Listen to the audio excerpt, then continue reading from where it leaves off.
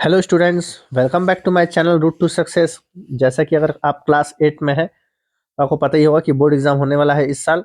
और उसके कुछ इंपॉर्टेंट क्वेश्चंस मैंने 2 पार्ट ऑलरेडी डिस्कस कर चुके हैं, तो आज लेके आए हैं पार्ट 3। फिर से हम डिस्कस करेंगे 4 से 5 क्वेश्चंस जो कि आपके रिवीजन के लिए काफ़ी ज़्यादा इंपॉर्टेंट है। यही क्वेश्चंस एग्जाम में आएंगे, इसकी कोई गारंटी नहीं है, लेकिन इससे मिलते जुलते क्वेश्चंस एग्जाम में ज़रूर आएंगे। जितने भी क्वेश्चन आप मेरे चैनल पे देखेंगे बोर्ड एग्जाम के क्लास 8 के, चाहे वो क्लास 10th के हो, तो इससे मिलते जुलते क्वेश्चंस आएंगे। मतलब जितने रिवीजन के क्वेश्चन, इंपॉर्टेंट क्वेश्चन जो हम डिस्कस कर रहे हैं वो सब आपसे बन गए, तो एग्जाम में भी आपसे सब क्वेश्चंस बन जाएंगे, इसकी तो गारंटी है। तो चलिए स्टार्ट करते हैं आज का ये first question.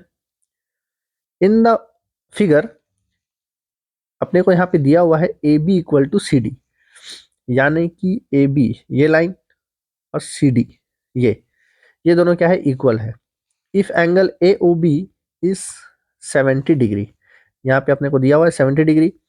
Find out the measurement of angle C O D, यानी कि जो मैंने एक्स लिखा हुआ है डायग्राम में वो अपने को निकालना है। तो अपने को पता क्या है, इसमें डायग्राम को अच्छे से देख लेंगे तो अपने क्वेश्चन में क्या दिया हुआ है, A B equal to C D question में दिया हुआ है, इसलिए दिया गिवन। तो अपन ए बी लिख सकते हैं कि arc of A B equal to arc of C D, arc of A D equal to arc of C D, यानी कि ये ए बी और ये जो सी डी, ये जो आर्क है ये क्या है, इक्वल है। तो जब भी आर्क इक्वल होते हैं तो हम क्या बोल सकते हैं, अपने को स्टेटमेंट लिखना पड़ेगा, सिंस इक्वल आर्क्स सबटेंड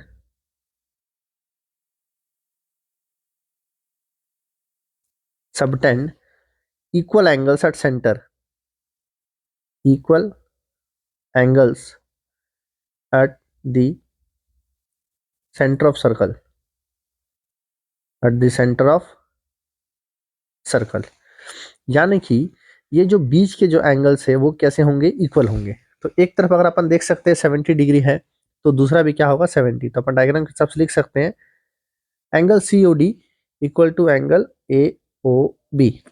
सी ओ डी को अपन लिए है X, A O B question में दिया हुआ है 70, यानी कि आप बोल सकते हो कि एंगल सी ओ डी 70 है, या फिर आप बोल सकते हो उसको एक्स माने थे तो 70।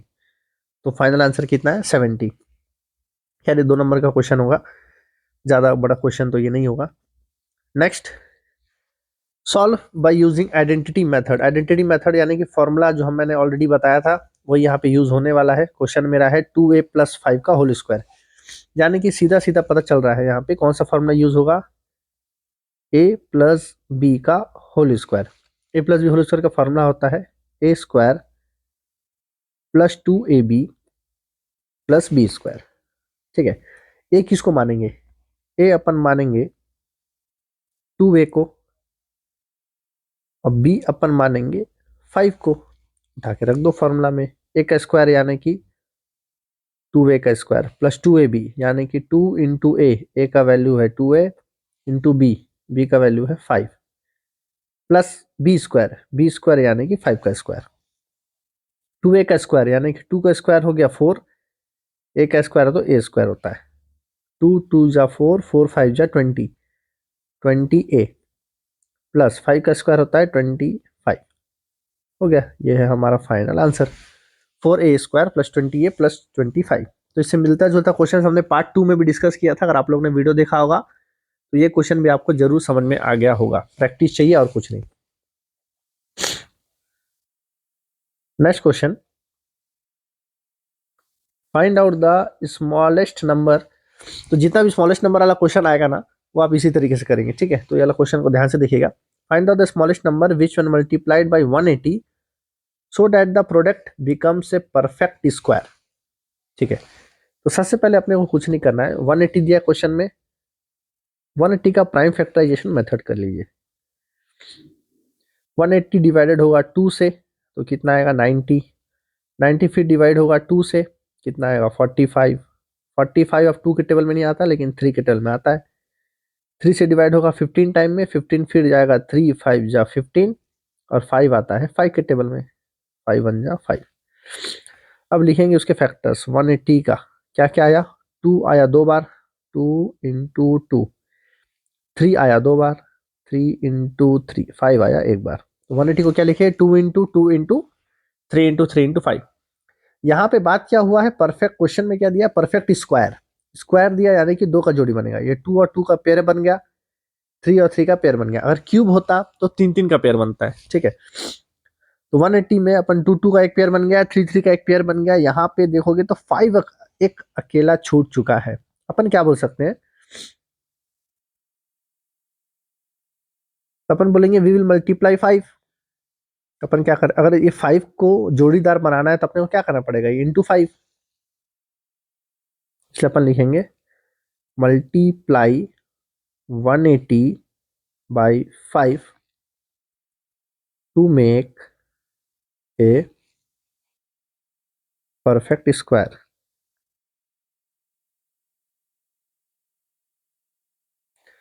और 180 को 5 से इंटू करेंगे तो कितना आएगा, 900। एक बार देख भी लेते हैं, 900 का प्राइम फैक्टराइजेशन मेथड आप कर सकते हैं। फिर 900 फिर 2 से डिवाइड होगा तो कितना आएगा, 450। 450 को 2 से डिवाइड करेंगे तो कितना आएगा, 225। 225 भी 3 के टेबल में आता है, कितने बार में आएगा, 75। 75 फिर 3 के टेबल में आएगा 25। 5 5 जा 25, 5 1 जा 5। अब 900 का लिखोगे फैक्टर्स, 2 आया 2 बार, 3 आया 2 बार, 5 आया 2 बार, हो गया, पेयर बन गया 2 3 5। तो 900 परफेक्ट स्क्वायर है, किसका है, ये इसमें आ गया एक 2 बाहर, ये 3 के पेयर में एक 3 बाहर, 5 के पेयर में एक 5 बाहर, तो 2 3 जा 6, 6 5 जा 30। तो अपना क्वेश्चन था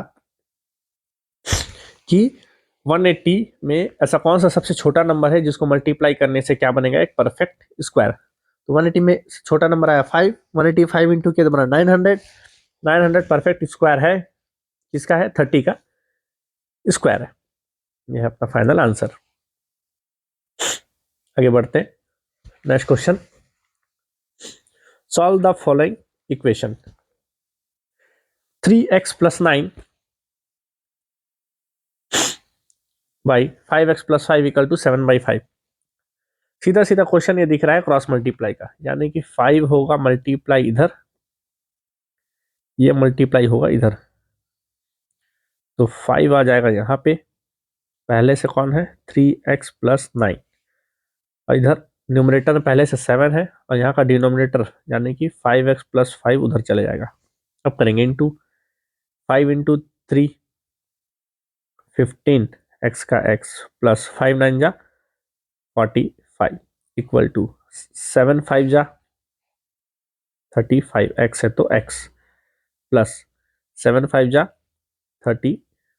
एक्स एक्स को एक तरफ कर लेते हैं, नंबर नंबर को एक तरफ, तो एक काम करते हैं, यहाँ 45 बड़ा नंबर है तो इधर रहने देते, प्लस 35 इधर आ जाएगा, प्लस 35 यहाँ के क्या होगा, -35। RHS में पहले से कौन है 35x, प्लस 15x वहां जाके क्या होगा -15x। तो 45 - 35 10, और 35x - 15x होता है 20x। निकालना अपने को वैल्यू किसका है, x का है, यानी कि ये 20 यहाँ जा क्या होगा डिवाइड, तो 10/20 इक्वल टू x, 0 0 कट गया, तो x का वैल्यू आया 1/2। ठीक है, ये फाइनल आंसर, x का वैल्यू कितना आया 1/2।